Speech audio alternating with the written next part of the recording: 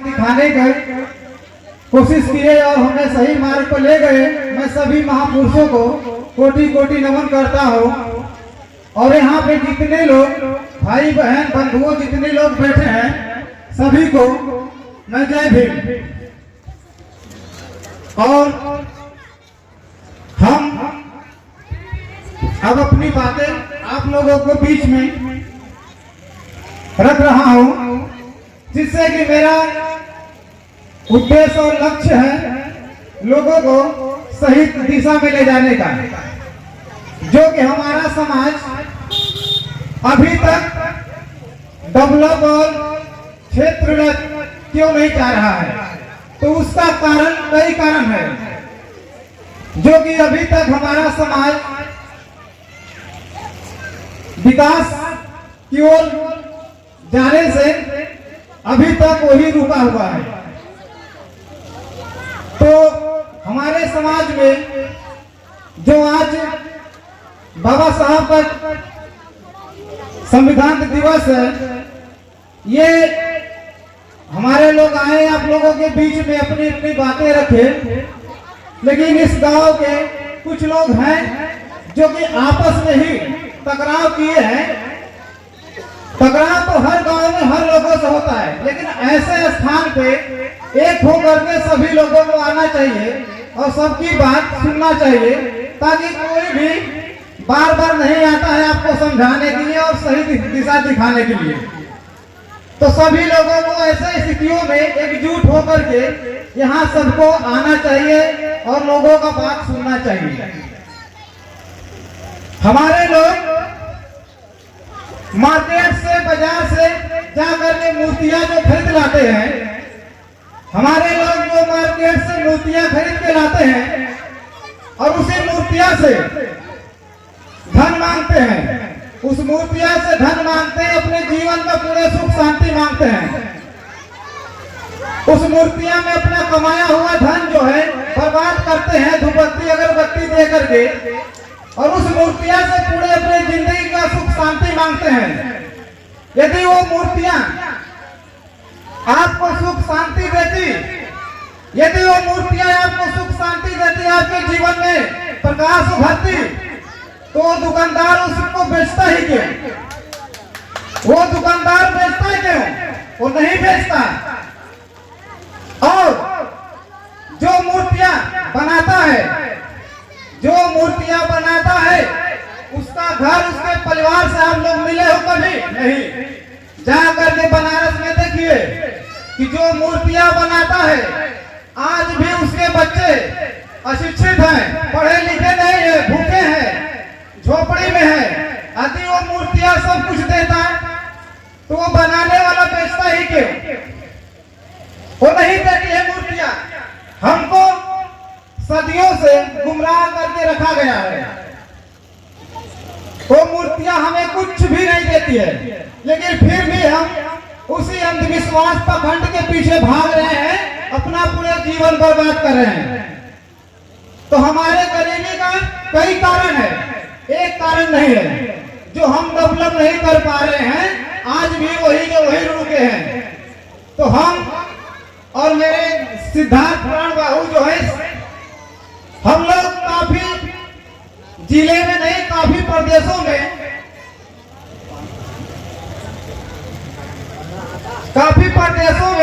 हम लोग जा करके लोगों को जागरूकता अभियान और सही मार्ग दिखाने का हम काम करते हैं कई प्रदेशों में। तो जो मूर्तियां खरीदते हैं उससे तो आपको कुछ भी मिलने वाला नहीं है।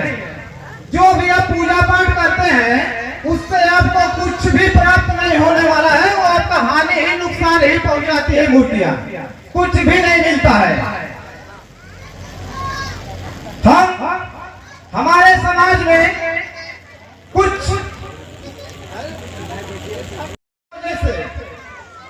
हमारे लोग कुछ लोग पढ़ लिख करके संविधान की वजह से अच्छी नौकरियां तो पा गए, अच्छे गाड़ी भी ले लिए और अच्छे रहन सहन भी हो गया, उनका सब कुछ हो गया, घर द्वार वगैरह वगैरह उनके पास सब कुछ हो गया, लेकिन मानसिक गुलामी आज भी नहीं गई उनकी।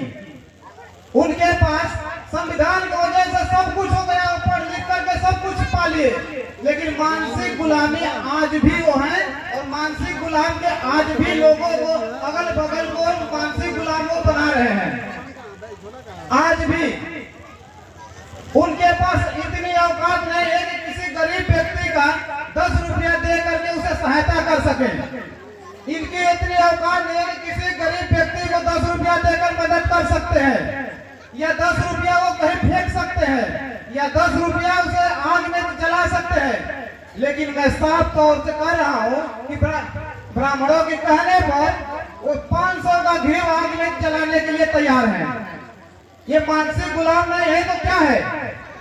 ये मानसिक गुलाम के ही लोग हैं।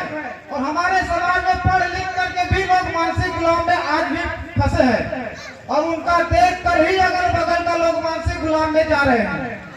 क्योंकि वो तो पढ़ा, जब तक वो पढ़ा तो संविधान का नाम लिया, और जब वो नौकरी पा जाता है तो काली दुर्गा शंकर का नाम लेता है। तो मानसिक गुलाम उसका नहीं गया, वो नौकरी भले ही पा गया, लेकिन मानसिक गुलाम आज भी उसके अंदर भरा हुआ है। और वो कभी सुधारने वाला हमको लगता है नहीं है, क्योंकि आप अपने को समझता है कि मैं दलित नहीं हूँ, मैं वो उनमें आता हूँ जो कि हमको नहीं करना चाहिए, तो वो समझता है अपने आप को। इसलिए वो आज भी मानसिक गुलाम के लोग हैं। कौशल्या के गर्भ से राम पैदा हुआ, कौशल्या के गर्भ से राम पैदा हुआ, और कृष्ण के देवकी के गर्भ से कृष्ण भगवान पैदा हुए। जब स्त्री के गर्भ से भगवान स्वयं पैदा हुए, तो ब्राह्मण ब्रह्मा के मुंह से कैसे पैदा हो गया?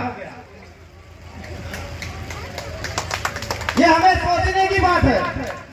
ब्राह्मण को ब्रह्मा के मुंह से कैसे पैदा हो गया, जब स्वयं भगवान स्त्री के गर्भ से पैदा हुए? तो भगवान अरे ब्राह्मण जो है ब्रह्मा के मुंह से कैसे पैदा हो गया? हिंदू धर्म एक ऐसा धर्म है, हिंदू धर्म एक ऐसा धर्म है जिसमें इंसान को इंसान नजर नहीं आता। हिंदू एक ऐसा धर्म है जिसमें इंसान को इंसान नजर नहीं आता, लेकिन गाय में मां नजर आती है, बंदर में हनुमान नजर आते हैं भगवान, सांप में शंकर नजर आता है, गधे में लक्ष्मी नजर आती है, झाड़ू में लक्ष्मी नजर आती है, उल्लू में लक्ष्मी नजर आती है, हाथी में लक्ष्मी नजर आती है, परंतु इंसान में इंसान नजर नहीं आता है। और ऐसे धर्मों को जो हमें जन्म से ऊंच नीच बनाता है, ऐसे धर्मों को हमें को लात मार देना चाहिए। ये धर्म नहीं है, ये पाखंड है जो हमको अंधविश्वास और पाखंड में ढकेल के गुलामी करवाना चाह रहा है। अन्न का कोई जाति नहीं है, अन्न का कोई जाति नहीं है, पानी का कोई जात नहीं है, हवा का कोई जात नहीं है, धूप का कोई जात नहीं है, आकाश का कोई जात नहीं है, धरती का कोई जात नहीं है। परंतु आकाश पानी जितने कुछ प्रकृति ने दिया है उसका कोई जात नहीं है। जहाँ इंसानियत जिंदा है वहाँ मजहब की बात नहीं होता है। किसी को लगता है कि हिंदू खतरे में है, तो किसी को लगता है मुसलमान खतरे में है, तो किसी को लगता है ईसाई खतरे में है, किसी को लगता है सिख खतरे में है, सभी को अपना अपना धर्म खतरे में लगता है। पर यारों समझ लीजिए, इस भारत का संविधान खतरे में है, इस भारत का संविधान खतरा में है। और जिस दिन भारत का संविधान नहीं रहेगा उस दिन SC/ST OBC के लोग सड़कों पे बानर की तरह घूमेंगे, बानर की तरह घूमेंगे, उनको कहीं सम्मान इज्जत नहीं मिलेगा। जब 1950 में भरपूर रूप से संविधान लागू हुआ तो बाबा साहब ने कहे कि जो तुम्हारा 50,000 सालों से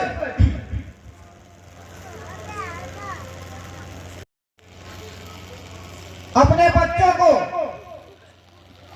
किसी से कर्ज लेकर पढ़ा नहीं सकते हैं, लेकिन दूसरे से कर्ज लेकर के नवरात्र भूखेंगे, तुलसी माई का ब्याह करने के लिए कर्ज लेके ब्याह करेंगे।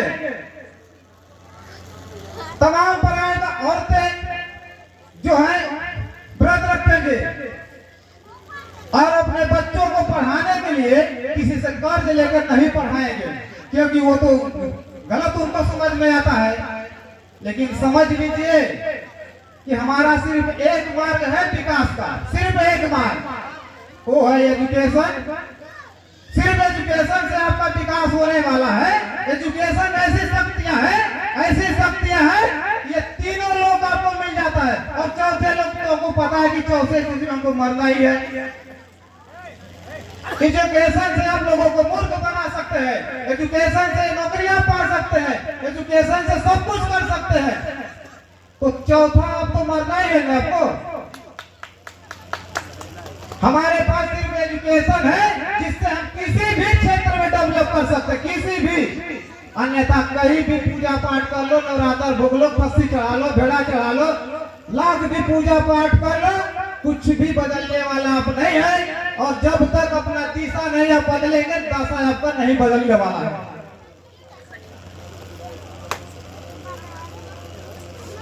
हमारे लोग, बहुत लोग ऐसे भी हैं अपने समाज में जो दारू गांजा तरह तरह के लिए उनके पास पैसा हो जाता है, लेकिन घर परिवार चलाने के लिए पैसा नहीं है।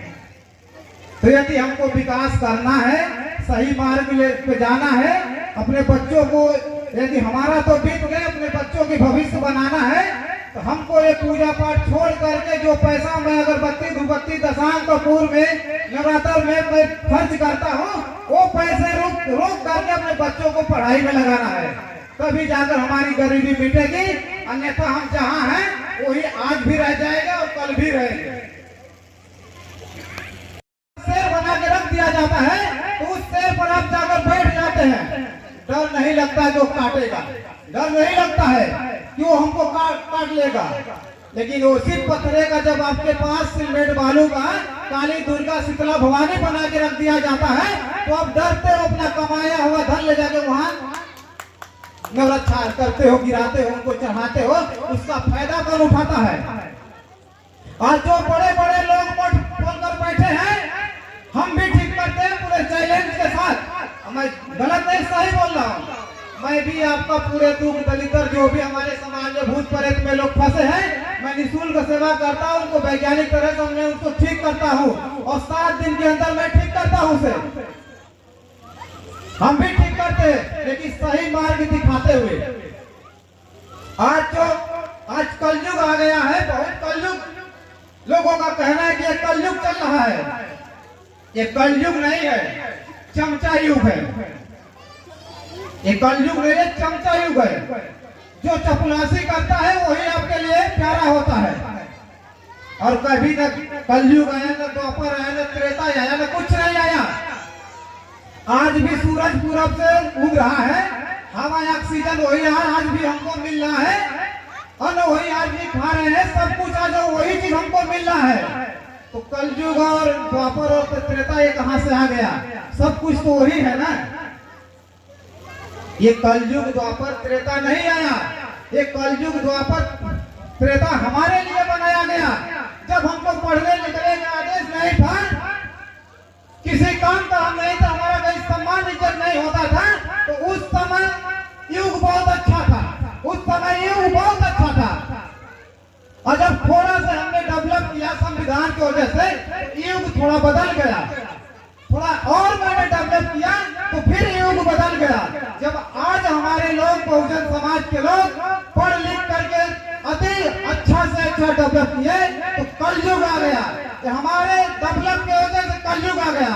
और जब और मैं डेवलप करूंगा तो घोर कलयुग आ जाएगा। हमारे डेवलप से इन सब युग पर बदल रहा है।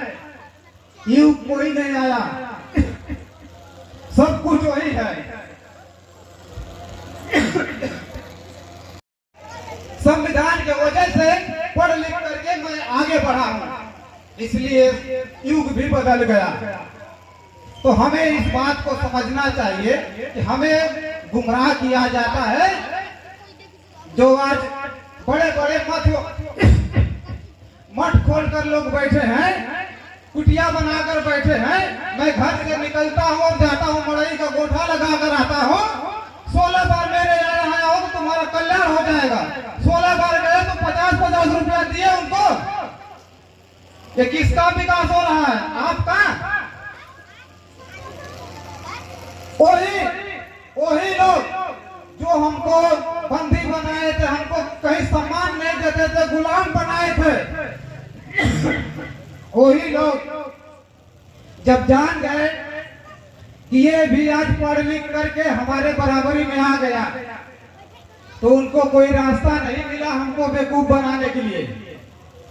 जब उनको कोई रास्ता नहीं मिला बेवकूफ बनाने के लिए, तो वो मठ बना लिए, कुटिया बना लिए और अपने कुटिया का मठाधीश हो गए। और हमारे लोग SC ST OBC से गांव गांव भीख मंगवाते हैं और भीख मांग कर ले जाओ बाबा जी को तो मठ में। तो विकास किसका हुआ? जो मठ का मालिक है वो ना, कि जो भीख मांग रहा है उसका। तो आज भी वो हमको गुलाम बना कर रखा है और हम गुलाम बने हैं अपनी इच्छा से। कल वो जबरदस्ती हमको गुलाम बनाया था और आज हम अपने इच्छा से गुलाम बने हैं। गुलाम बनाया था, आज उसके यहाँ हम स्वयं जाकर गुलाम बन रहे हैं।